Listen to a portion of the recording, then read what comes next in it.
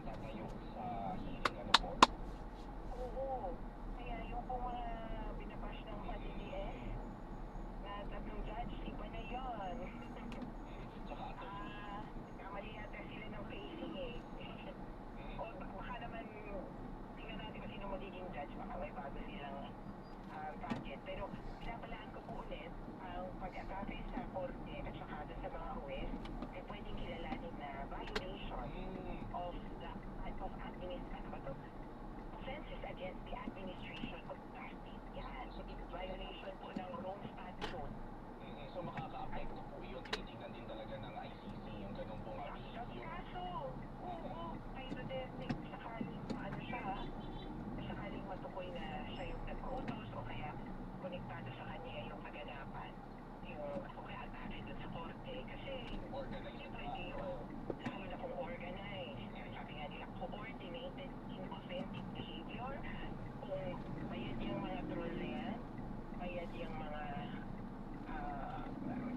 ano ba, tama ba siya mga ganun? Keyboard warfare. Oo. Sa keyboard warrior, yan.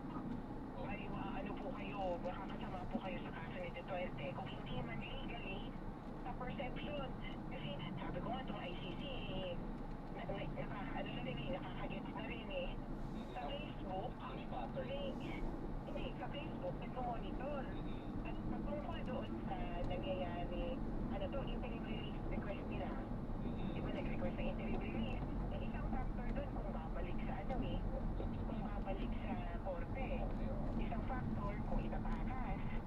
At kung may suporta, kung may external resources. Aba yung ICC at saka yung prosecutor, nag-quote ng mga post ng mga tao, nag-quote doon yung mga nakikita nilang video na monitor nila. Kaya mag-ingat po tayo. Lalo na attorney nung nandun pa nga tayo sa trial no attorney. Meron natin kung titignan yung mga live, yung mga documents na nare-release ng ICC, grabe na yung backlash na inaabot ng page ng ICC lalo from the Duterte supporters.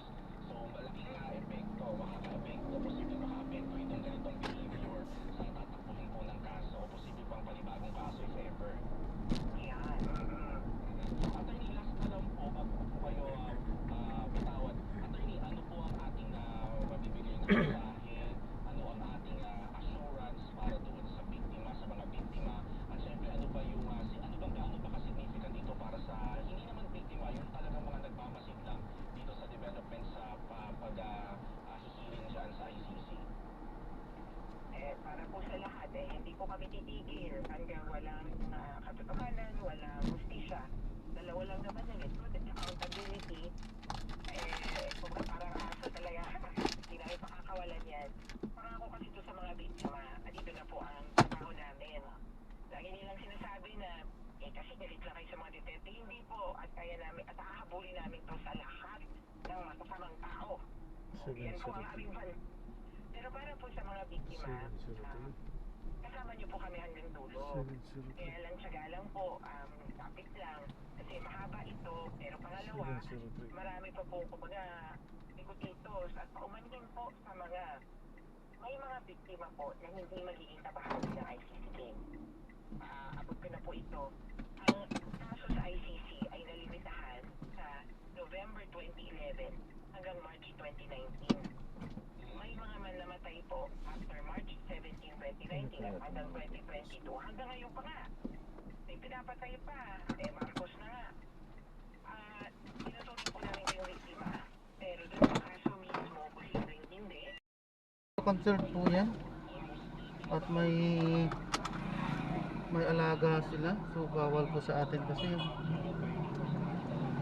mabait naman sila at sinabi naman na natin sa pagdating sa health issue, agad naman nilang naunawaan.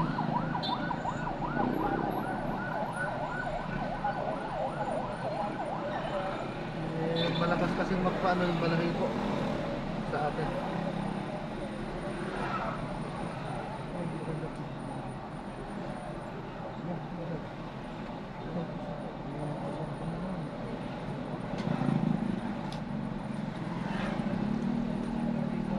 Ayan, so na-drop na natin. Ayan. Kanselado na yan. So maraming salamat po sa panonood. Ano yun? Yung maingay na yun.